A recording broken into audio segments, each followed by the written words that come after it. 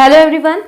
In states of matter, as we have started the points in which we have seen that find real gas and ideal gas deviation from the ideal gas behavior. So how to prove that there is a deviation of the real gases from the ideal gas behavior? For that one, as we know that ideal gas equation, what is that ideal gas equation? It is the PV is equal to nRT. Here N and R, because we are taking here some same amount of the gas, that's why number of moles are constant. And as we know that R is the universal gas constant, so both terms are constant. According to Boyle's law, what is that? Constant temperature. So here that temperature is also the constant. Now what is the remaining part? Means here right hand side is total, all the terms are constant, so we are getting here PV is equal to constant. So from that equation, if we plot a graph which is pressure volume PV versus pressure, then we should get the straight line,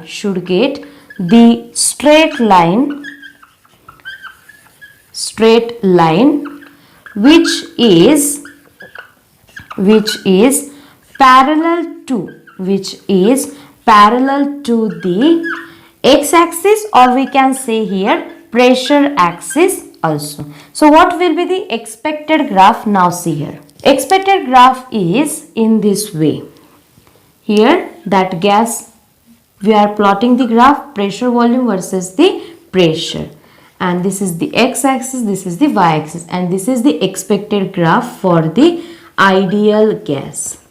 But if we consider this graph for the real gases, for example helium, hydrogen, methane, carbon monoxide, then we can observe here.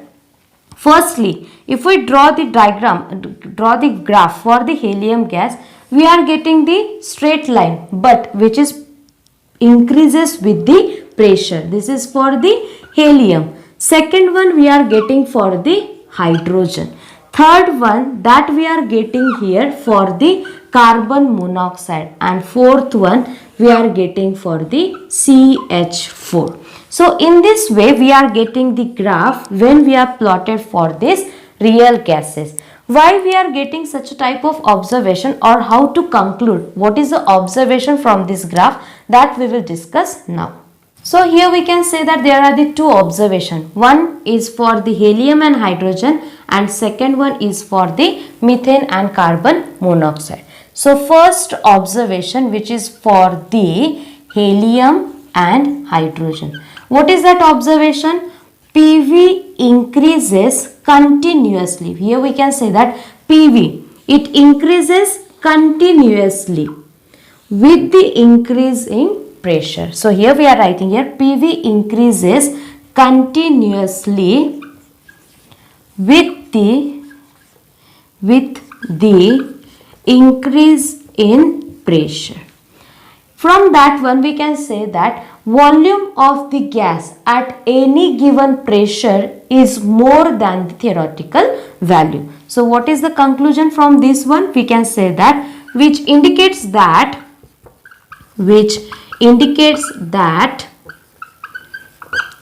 the volume of the gas any given pressure is more than the theoretical value. So this is the conclusion from this one. As well as we can say that these gases are less compressible than this ideal gas. So what is the next one? We can say here less compressible, right? We will write here name also. Helium and hydrogen are less compressible than the ideal gas. ideal gas. So this is the first observation what we have observed here. What is here? Once again I am telling you, when as we have plotted the graph, we got here PV is equal to constant. Means if we are drawing the graph and all the gases are the ideal gas, then they should give us the parallel line, which is the parallel to the pressure axis or the x-axis. But here as we have taken the four gases, we got the different graphs, and from that graph only we have observed these things, as we have divided them into two observations according to nature of the graph. Because here for the helium and for the hydrogen we got the straight line, but here we got firstly downside and after that there is an increase in the pressure volume. That's why we have divided into two observation. Now we'll discuss about the second observation, which is related to the methane and carbon monoxide. Second observation, and which is for the gases like carbon monoxide and methane. Here we can observe, see, firstly that PV firstly decreases and after that it increases with the pressure. Are you getting my point? In case of the helium and hydrogen, as we have seen that it PV increases, pressure also increases. But in case of the methane and carbon monoxide, firstly PV decreases with the increase in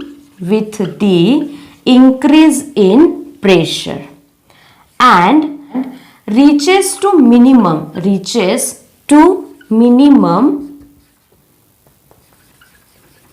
and then increases with pressure.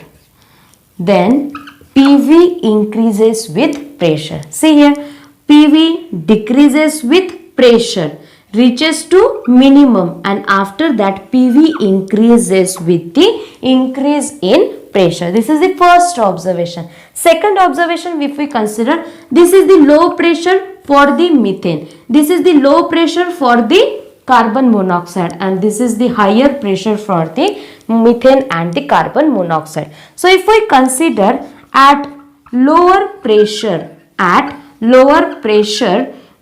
occupies less volume